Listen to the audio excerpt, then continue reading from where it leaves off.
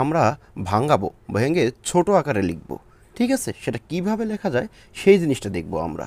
আচ্ছা, এই জিনিসটা করতে গেলে আমাদের দেখতে হবে কি, দেখো এখানে ফার্স্ট ভগ্নাংশটা মানে ফার্স্ট ফ্র্যাকশনটার কী আছে দেখো, উপরে আমার লবে কত আছে 3 আছে। আবার এই যে দেখো আমার ডান পাশের ফ্র্যাকশনটার কী আছে দেখো তো, এক্সের সহগ কত আমার 7 আছে। আমি 3 আর 7 যদি মাল্টিপ্লাই করি তাহলে তো আমার কত আসে দেখো তো 21 আসে। এখন আবার আমি লক্ষ্য করতে হবে আমার ফার্স্ট ফ্র্যাকশনটার এক্সের সহগ কত আছে, এক্সের সহগ 3 আছে। এই 3 দিয়ে কি করব, আমি এই 21কে ভাগ করে দেব, তাহলে আমার কত আসতেছে 7 আসতেছে।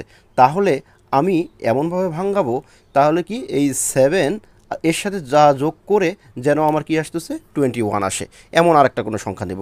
অথবা তুমি এমনিতেও বুঝতে পারো যে 7-এর সাথে কত যোগ করলে 21 হয়, 14 যোগ করলে 21 হয়। সেটা যদি তুমি বিশ্বাস না করো, তুমি আবার দেখো যে আমি যে প্রসেসটা বললাম এই প্রসেসে পরেরটা মিলে কি না। দেখো তুমি যদি 10 দিয়ে সেই 7কে যদি মাল্টিপ্লাই করো, 10 মাল্টিপ্লাই কত আসতেছে 7, তাহলে তোমার কত আসতেছে 77 আসতেছে।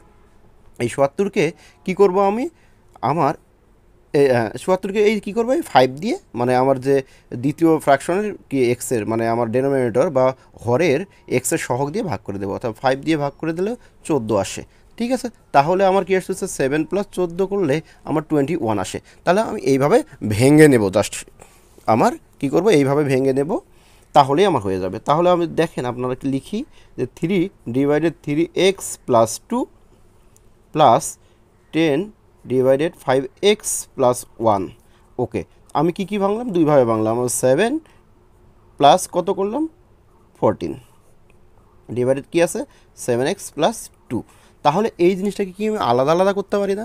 আমার কি না, আমি a + b ডিভাইডেড যদি আমার থাকে x + y, তাহলে আমি এই জিনিসটাকে লিখতে পারি a/x + y + b/x + y। ঠিক আছে, আমরা এইভাবে এখন লেখার চেষ্টা করব। ওকে, দেখো তাহলে আমার কি আসতেছে 3/3x + 2 plus 10/5x + 1 equal 7/7x + 2 plus 14/7x + 2। ঠিক আছে, ওকে।